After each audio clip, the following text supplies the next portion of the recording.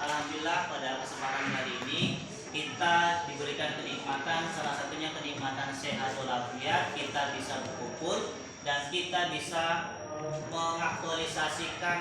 Pada kali ini kita akan belajar berkenaan dengan pendidikan agama Islam dan budi pekerti. Oke.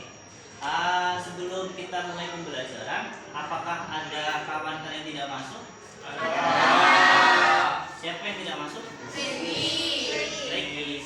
Semua satu. Ini sakit ya.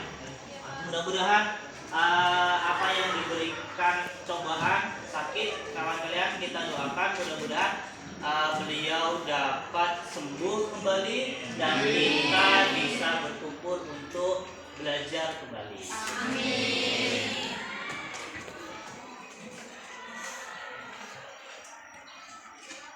Materi pada hari ini kita akan belajar berkenaan dengan qada dan qadar, ketetapan Allah yang sudah ditetapkan dan ketetapan Allah itu ditetapkan tetapi kita bisa mengubahnya, ya, berkenaan dengan takdir Tuhan. Kemarin kita sudah belajar berkenaan dengan iman, ya, iman. Kaitannya dengan iman itu secara bahasa bisa dikatakan meyakini dalam hati, mengucapkan dalam lisan dan melakukan dengan anggota badan. 3 konsep: lisan, hati, badan kita. Ketika kita itu beriman, pasti kita melakukan dengan ketiga-tiganya hal tersebut. Contohnya ketika kita melaksanakan sholat itu, mulut kita berbicara, hati kita meyakini bahwasanya Tuhan itu dekat. Setelah itu badan kita mengangkat takbir, ruku, sujud, duduk di antara 2 sujud, serta kita melaksanakan salam. Itu dikatakan konsepnya iman. 3 konsep itu. Kaitannya apa dengan qada dan qadar? Kaitannya kita itu harus menetapkan dan mendekatkan diri kepada Tuhan berkenaan dengan iman dan qadar. Oke. Tujuan pembelajaran pada kali ini ada beberapa hal setelah kalian melakukan pembelajaran. Yang pertama, ya, peserta didik dapat meyakini adanya qada dan qadar atau takdir ketetapan manusia.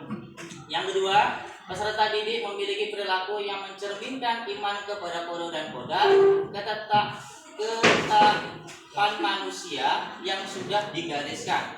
Yang ketiga, peserta didik dapat memahami hikmah beriman kepada qada dan qadar, dapat membentuk perilaku akhlak mulia, selalu bersyukur atas ketetapan yang sudah diberikan. Yang keempat, peserta didik dapat menunjukkan contoh mengenai ketetapan yang bisa diubah dan ketetapan yang sudah digariskan di Lauhul Mahfuz dalam kehidupan sehari-hari sebagai implementasi dari pemahaman rukun iman. Yang terakhir, mengaitkan antara beriman kepada qada dan qadar Allah Subhanahu wa taala dengan sikap optimis, berikhtiar dan bertawakal. Kesepakatan pembelajaran pada kali ini ada 6. Yang pertama, kita akan belajar kelompok nanti. Ya, seluruh peserta memiliki kesempatan untuk berpendapat. Yang kedua, berpikiran terbuka dan saling menghormati. Yang ketiga, jika ada satu mengeluarkan pendapat, peserta yang lain mendengarkan. Jadi sikapnya saling menghormati. Yang keempat, berpendapat setelah dipersilahkan. Yang kelima, berpartisipasi penuh dalam diskusi. Dan yang keenam, mengikuti seksi kelas dengan penuh perasaan dan gembira. Pada kesempatan pembelajaran kali ini, apakah ada yang mau ditambahkan atau dikurang? Cukup? Kita sepakat ya pembelajaran kali ini. Oke. Tadi kita sudah melakukan yang namanya upacara bendera, ya. Panasnya luar biasa sekali. Setelah itu kita masuk dalam kelas, kita membersihkan. Maka daripada itu, ketika kita mulai pembelajaran, tenangkan hati dan pikiran kita, arahkan semua perhatian untuk fokus belajar, ya. Apa yang ada di meja kalian, HP tolong dimasukkan di dalam laci, ya. Tidak ada di atas meja kecuali pena dan buku untuk belajar. Ketika nanti pada saat pembelajaran, diperbolehkan untuk membuka HP, dipersilahkan. Oke. Fokuskan perasaan kita, hadirkan rasa penuh ya, rasa penuh di dalam hati kita bahwasanya kita itu fokus untuk belajar dan lebih mendalam lagi ya, lebih mendalam seolah-olah sayur-sayuran. Nah, di situ ada sayur terong, ada sayur kacang, dan ada sesuatu hal yang mengkilap berwarna hijau.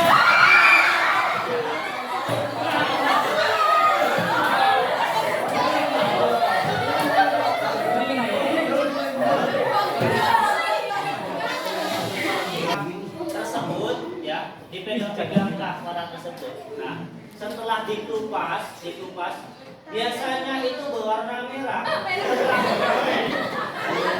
Tapi ada sesuatu yang agak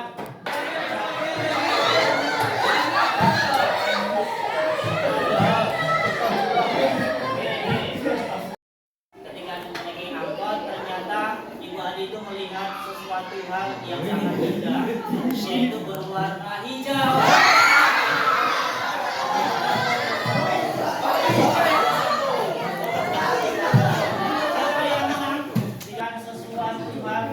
Untuk membayar, yaitu ada yang berwarna kuning,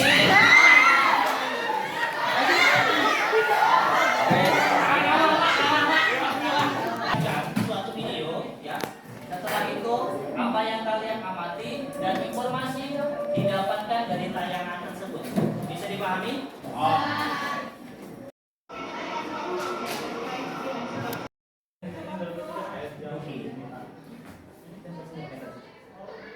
Ceritakan.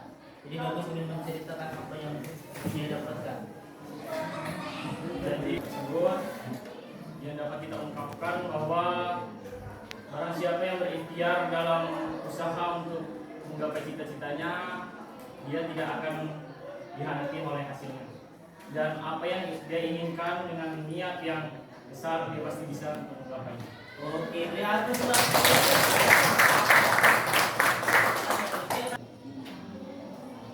Pendidikan yang tinggi tidak menjamin seseorang sukses atau tidak.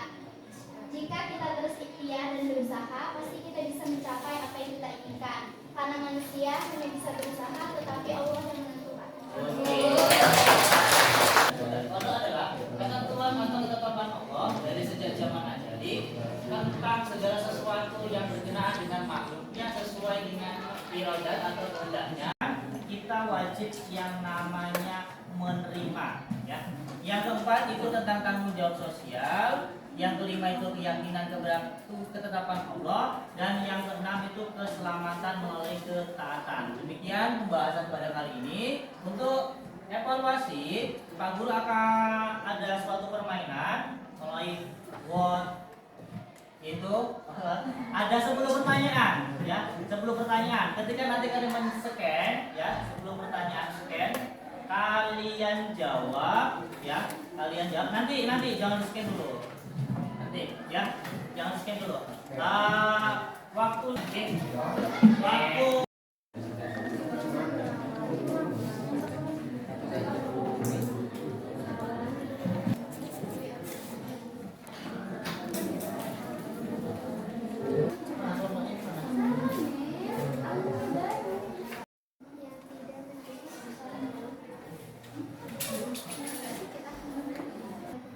Assalamualaikum warahmatullahi wabarakatuh.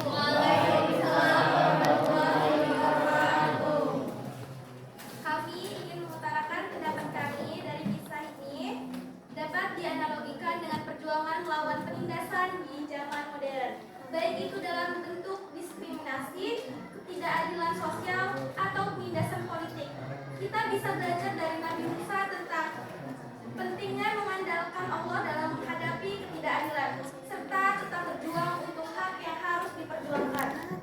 Tanggapan dari sudut pandang Khoda dan Khodar yaitu kita harus menyadari bahwa ujian dan tantangan adalah bagian dari takdir kita, dan keimanan kita di kita perlu berpegang pada iman dan terus berusaha dan tetap percaya bahwa Allah memiliki rencana terbaik untuk umatnya. Kisah ini mengajarkan kita untuk tetap berpegang pada prinsip keadilan dan kebenaran serta berjuang meskipun dalam keadaan yang paling sulit. Sekian tanggapan kami tentang kisah Nabi Musa. Apakah ada yang ingin bertanya? Satu saja. Ya. Atau memberikan umpan balik berkenaan dengan apa yang sudah diutarakan. Ya, satu saja.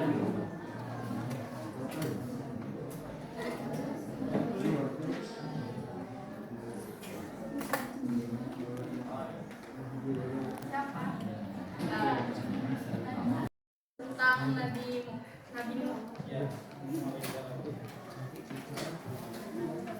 Kisah Nabi Nuh alaihissalam adalah salah satu kisah yang mengandung banyak nilai dan pembelajaran bagi umat manusia dalam menghadapi tantangan dan rintangan.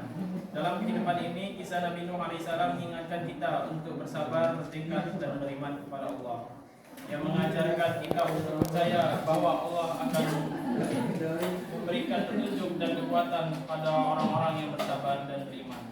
Dengan keimanan ini kita dapat menghadapi tantangan dan rintangan dalam kehidupan ini dengan lebih baik dan mencapai keberhasilan dan keberbahagiaan. Sekian dari kelompok kami. Ada yang bertanya? Panah.